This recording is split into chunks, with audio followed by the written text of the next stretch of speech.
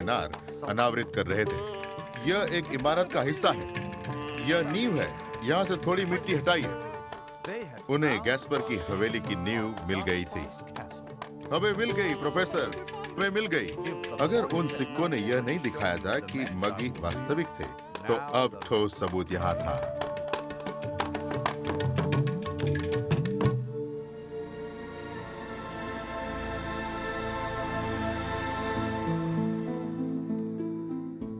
सच कहूं, न जाने कितने सबूत दिए जाए, ऐसे लोग हमेशा रहेंगे जो 3 मगी की कहानी पर विश्वास नहीं करेंगे। हालांकि प्रभु के जन्म के वर्णन पर इतना विवाद हुआ कि उनका वास्तविक जन्मस्थान 300 वर्ष तक अनिश्चित रहा। फिर वर्ष 330 में रानी हेलेना, महाराजा कॉन्स्टेंटाइन की माता ने पहले यीशु के जन्मस्थल के गिरजाघर का यीशु के वर्णित जन्मस्थल पर निर्माण का आदेश दिया। जन्मस्थल के गिरजाघर में हजारों लोग यीशु की जन्मभूमि के दर्शन करते हैं। उनकी यह तीर्थयात्रा पहले बड़े दिन के सहनशीलता और अद्भुतता का पूरक है।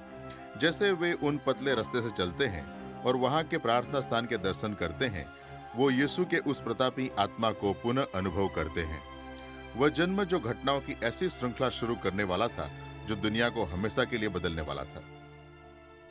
4वीं सदी में काफी रोम में उत्पात मचा। इस समय ईसाई धर्म जंगल की आग की तरह फैल रहा था। महाराजा कॉन्स्टेंटाइन स्वयं, जो हाल ही में ईसाई धर्म को अपना चुके थे, उनको ऐसे लगा कि अपने राज्य में शासन लाने के लिए कुछ करना चाहिए। कॉन्स्टेंटाइन ने जो किया, उससे सारा इतिहास हमेशा के लिए बदलने लगा।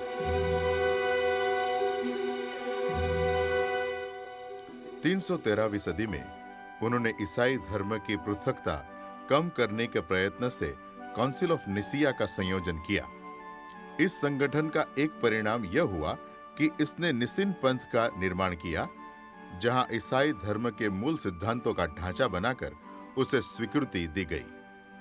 इससे शुरू हुई बाइबल के अधिनियमों की क्रिया। एक राजनीतिक और सिपाही शासन और सम्मति से सताए हुए कॉन्स्टेंटाइन का पवित्र बाइबल में कौन सी किताबें शामिल होगी, इस निर्णय के पीछे बहुत बड़ा हाथ था। उसका आदेश था कि हर किताब को एक अचल प्रमाण से नापा जाए, जिससे उसकी दिव्य प्रेरणा और अधिकार परखा जा सके। इसलिए 367 में मत्ती, मरकुस, लुका और यूहन्ना के 4 सुसमाचार को मिलाकर नए नियम की 27 किताबों को स्वीकृति दी गई, जो आज तक वैसे ही है। मत्ती, मरकुस, लुका और यूहन्ना के 4 सुसमाचार बड़े विस्तार से प्रभु यीशु मसीह के जीवन एवं शिक्षा का वर्णन करते हैं। परंतु यह सुसमाचार कहां तक विश्वास योग्य है यीशु मसीह के वास्तविक जीवन का? यह 4 सुसमाचार यीशु की बहुत ही विश्वसनीय जीवन गाथाएं हैं। जब हम यह 4 सुसमाचारों की प्राचीन समय के साहित्य से तुलना करते हैं, वह काफी अचूक है। मेरा मानना है कि यह 4 सुसमाचार बहुत विश्वसनीय दृष्टांत है। यह सभी एक दूसरे का समर्थन करते हैं, जैसे गिरजाघर के इतिहास के बाकी साहित्य भी। मुझे 4 सुसमाचार मत्ती, मरकुस, लुका और यूहन्ना अति विश्वसनीय लगते हैं, क्योंकि वे स्वयं साक्षियों ने लिखे हैं।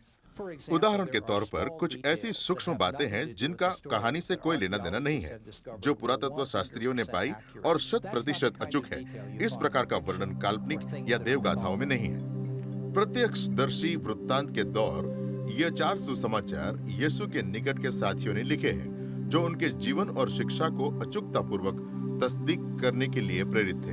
वे लोगों के नाम जानते हैं, जगह के नाम जानते हैं। अगर आप ऊपर कहीं गए या वहां पहुंचने के लिए नीचे गए, किस किस दिशा में आप जा रहे हैं, ये सारी बातें वे जानते हैं। इससे बढ़कर यह सुसमाचार तब लिखे गए थे जब विरोधी एवं सहयोगी साक्षी वहां थे, जो जानते थे असल बगल में क्या हो रहा है।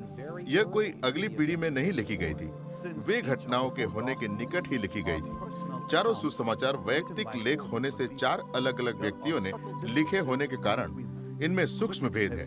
निंदकों ने इन भेदों का उपयोग करके दावा किया है कि यह सुसमाचार नकली है। सुसमाचारों की सबसे बड़ी बात यह है, अगर आप जाली होते तो आप यह आशा करते कि चारों में एक जैसी समानता रहती। मेरा मानना है कि हर एक सुसमाचार के पीछे कोई दिव्य रचना है। इसके बावजूद इनके अंदर एक बहुत ही मानवीय भाव है जो ये अपने दृष्टिकोण से लिख रहे हैं। आप जानते हैं कि अगर आपने संसार के सबसे उत्कृष्ट 4 चित्रकारों एक ही व्यक्ति का चित्र निकालेंगे, हम यह आशा नहीं रख सकते कि वह चारों तस्वीरें एकदम हूबहू हो। इन सब में फर्क होगा क्योंकि हर एक पर अलग असर होगा। मैं 4 सुसमाचारों को 4 अखबारों की तरह मानना पसंद करता हूँ जो उस समय के वर्तमान हालत पर सूचना दे रहे हैं, और अन्य अखबारों की तरह हमें अलग अलग दृष्टिकोण मिलेंगे।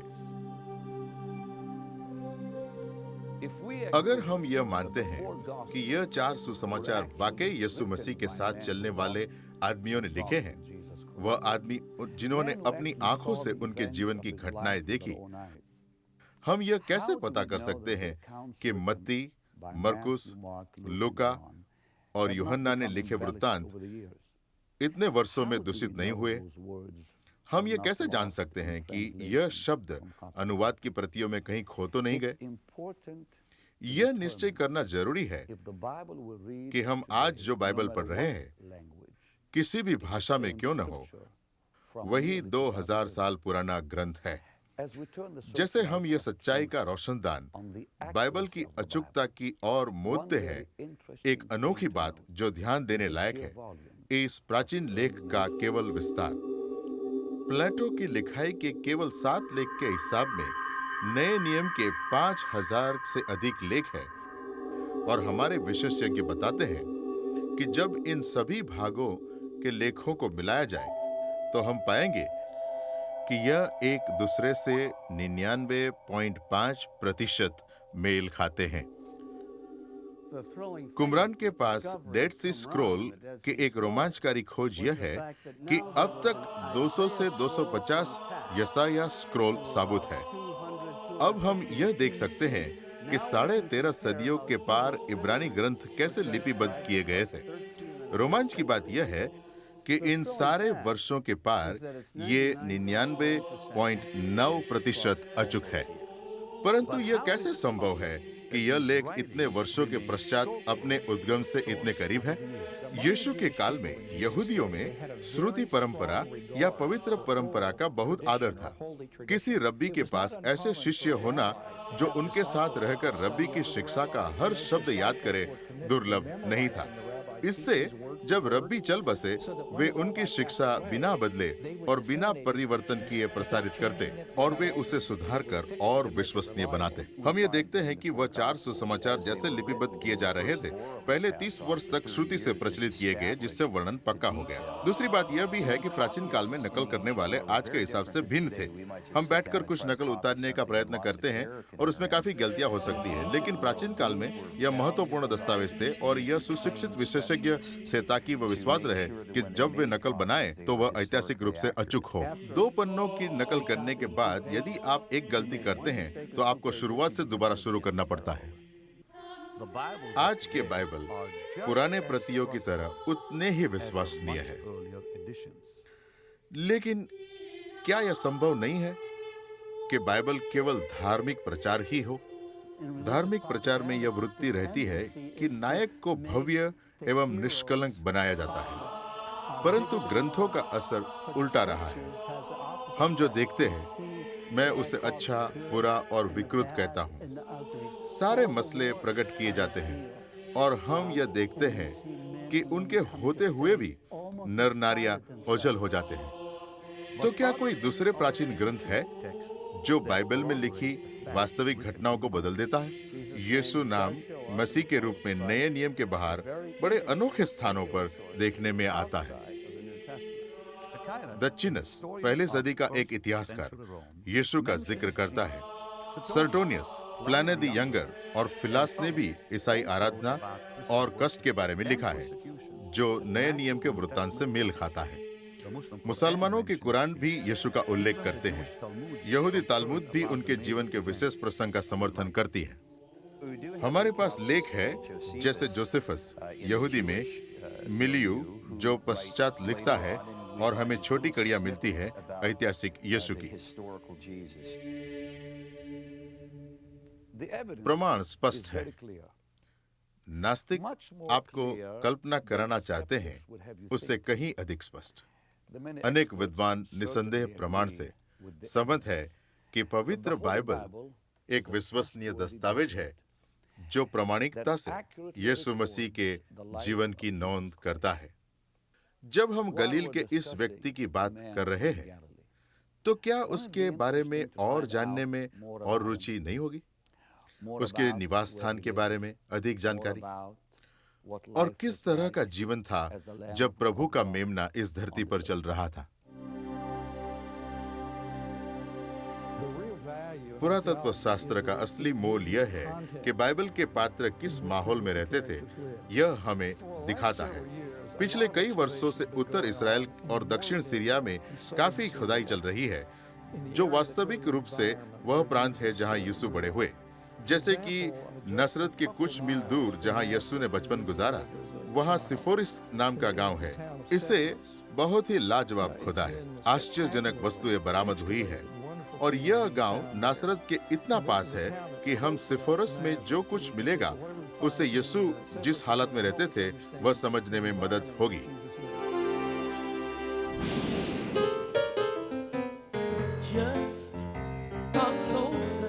आपके निकट, सिर्फ आपके निकट चलना।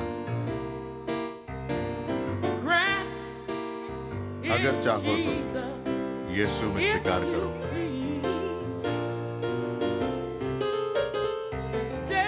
नित्य नित्य आपके निकट चलना, आपके निकट चलना।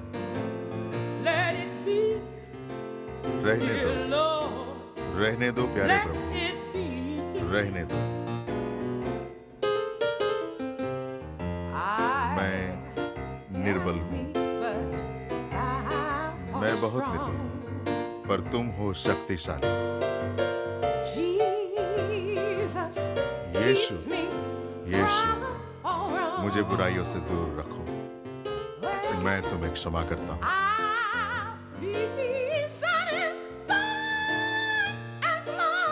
मैं संतुष्ट हूँ। चलते चलते सिर्फ मुझे आपके निकट चलने दो। धन्य है जो दीन है, क्योंकि वो धरती को पाएंगे। किसने प्रेरित किया होगा स्वर्ग के परमेश्वर को स्वर्ग का ऐश्वर्य छोड़कर बैतलहम में एक बालक का जन्म लेने को? और क्या यह अचंबा नहीं है कि गांव का एक भोला बालक एक दिन इतिहास का केंद्र बिंदु बनेगा? चारों सुसमाचार मुक्तिदाता के जन्म और बाद वाले वर्षों पर ध्यान देते हैं। उनके शुरुआत के जीवन के बारे में हमें अधिक पता नहीं है। हम इतना जानते हैं कि यहूदी लोग मसीहा में जो खोज रहे थे, उस दृष्टिकोण में यीशु नहीं बैठते थे। इसके बावजूद हम ये जानते हैं कि नया और पुराना नियम आश्चर्यता पूर्वक संपूर्ण है, जिस तरह वे मसीहा की भविष्यवाणी कहते और पूरी करते हैं। यहूदी लोग काफी समय से एक मसीहा मूर्ति के आने की अपेक्षा कर रहे थे, परंतु सामान्य समझ यह थी कि वह कोई राजनीतिक मसीहा होगा, ऐसा कोई जो उन्हें रोमी सरकार की जकड़ से मुक्त करेगा। और अद्भुत बात यह है कि प्रभु यीशु मसीह और उनके द्वारा मसीहा के भविष्यवाणी की पूर्ति यह नहीं कि उन्होंने एक या दो भविष्यवाणियां पूरी की, बल्कि वे लगातार उनसे मेल खाते रहे और काफी बार तक मेल खाते रहे। सबसे संशयी मन को भी सूक्ष्म जांच करने पर यह मानना पड़ेगा कि यीशु मसीह बड़ी अनोखी तरह प्रकट हुए, क्योंकि उन्होंने पुराने नियमों की 332 भविष्यवाणियों में से हर एक को पूरा किया। सुसमाचार में वर्णित अनेक चमत्कार जो यीशु ने दिखाए, उनकी दिव्य अवस्था का समर्थन करते हैं। अगर आप सुसमाचार के वर्णन को मानते हैं तो यीशु ने अवश्य चमत्कार किए हैं। वास्तव में 26 चमत्कार दर्ज किए गए हैं। आप यह सोच सकते हैं कि यदि यीशु के चमत्कारों की कहानियां झूठ होती तो उनके निंदकों ने कुछ तो कहा होता। चाहे आप यह बात मानो या न मानो कि यीशु ने यह चमत्कार किए, विरोधी होने के बावजूद उनके विरोधी सहमत थे कि उन्होंने कुछ ऐसा किया जो अद्भुत लगता था। यानी कि उनके सबसे खुले विरोधी भी मानते हैं कि उन्होंने यह विस्मयकारी चीजें की। आज भी प्रचार के क्षेत्र में सारे जग में ऐसे लोग हैं, अंधे देख पाए, लंगड़ों को चलाया जा रहा है, पुनः उठे यीशु के नाम पर इलाज हो रहा है, मरीज जो बीमारी के मौत के करीब पहुंच चुका है और जिनके पास कोई आशा नहीं है, मौत के मुंह से तंदुरुस्ती की ओर कूद पड़े, ऐसा भी होता है। चमत्कारों का वैज्ञानिक प्रमाण हो या नहीं, आप यह नहीं इनकार कर सकते कि अनेकों ने दावा किया है ऐसे प्रसंग स्वयं देखे या अनुभव करने का। जब हम यह बात कर रहे हैं, जग में 200 करोड़ ईसाई है और ऐसी कोई दूसरी शिक्षा, धर्म, सिद्धांत, सरकार, राजनीतिक संगठन, जो कुछ भी हो, जो 200 करोड़ लोगों की वफादारी अपने साथ लिए हैं। क्या बाइबल और उसमें दर्शाए गए ऐतिहासिक घटनाओं पर विश्वास करना पागलपन है? मैं समझता हूं कि कुछ हिसाब से यह सही है, क्योंकि कभी-कभी वह अविश्वसनीय प्रतीत होता है। कदाचित बाइबल का सबसे अविश्वसनीय हिस्सा सुसमाचारों का यीशु के जीवन के आखिरी 4 दिनों का वृत्तांत है, जिसे पैशन या पीड़ा कहा जाता है।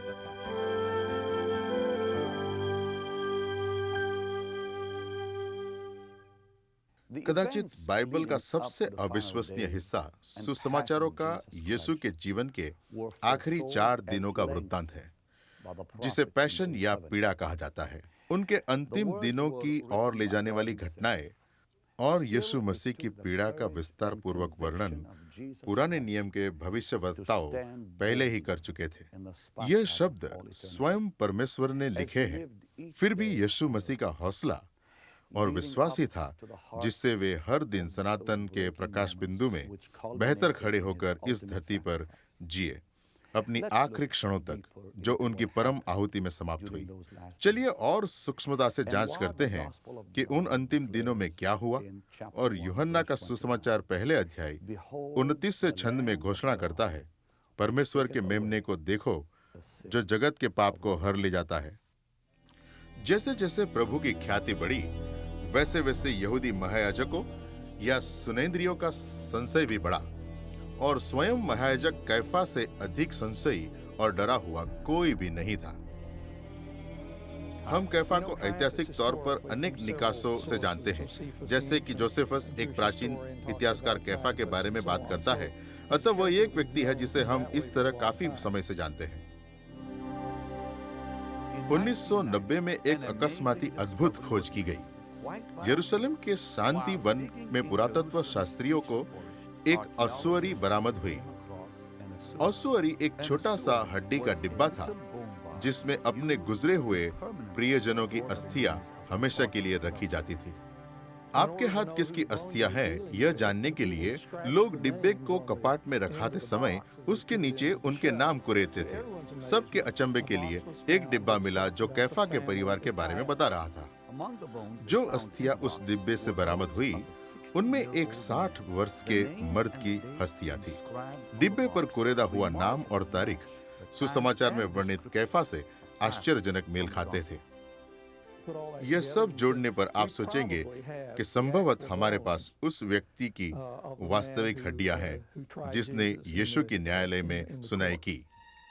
अब कैफा और बाकी के सुनेद्री चाहते थे कि यीशु मसीह और उनके अनुयायी वश में हो जाए। उनके मंत्रिमंडल के यहूदी लोगों पर जो प्रभाव पड़ सकता था, उसकी वजह से वे इतने चिंतित हो गए कि प्रभु को पकड़कर मार डालने की गुप्त साजिश रची। इस आदमी को रोकना होगा, यह अपना कर्तव्य है, यह सब बेकार कर देगा, यीशु को मरना ही चाहिए। यह परिषद एकमत थी कि यीशु का कुछ करना चाहिए, पर उसे पकड़ने का अच्छा अवसर उन्हें नहीं मिला जब तक प्रभु के 12 शिष्यों में से एक यहूदा इस्करियोती एक मनमोहक प्रस्ताव लेकर उनके पास आया। उसे तुम्हारे पास ला दूं तो आप मुझे क्या दोगे? वह चांदी के 30 टुकड़ों पर मान गया और यहूदा उसी क्षण से अपने दोस्त और गुरु के साथ दगाबाजी करने के योग्य क्षण की शांति से प्रतीक्षा करने लगा। मुझे यहूदा और सच पूछिए तो इस भावपूर्ण कथा के सारे खिलाड़ियों के बारे में आकर्षक बात यह लगती है कि इसका हर किस्सा उपदेशात्मक है या एक प्रतीक है या हमारे हर एक के अस्तित्ववादी चित्र है, क्योंकि मेरा मानना है कि हर एक व्यक्ति में एक यहूदा बैठा है जो अपने दोस्त को बेचने में सक्षम है।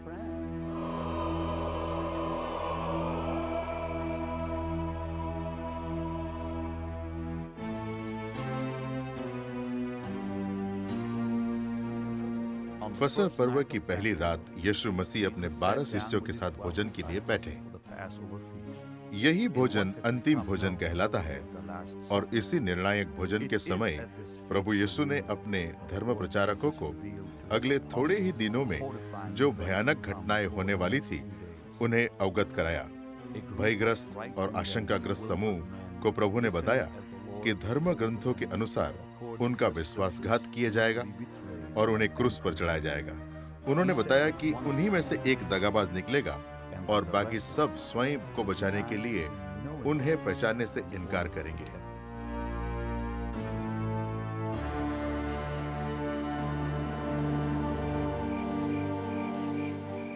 भोजन के पश्चात यीशु मसीह ने अपने 3 प्रिय शिष्य पतरस, याकूब और यूहन्ना सहित गतसमन नाम के उपवन की ओर प्रस्थान किया। जब तक मैं प्रार्थना करके आता हूं, तुम यहीं बैठो। मेरा हृदय व्याकुल है। रुकोगे मेरे लिए?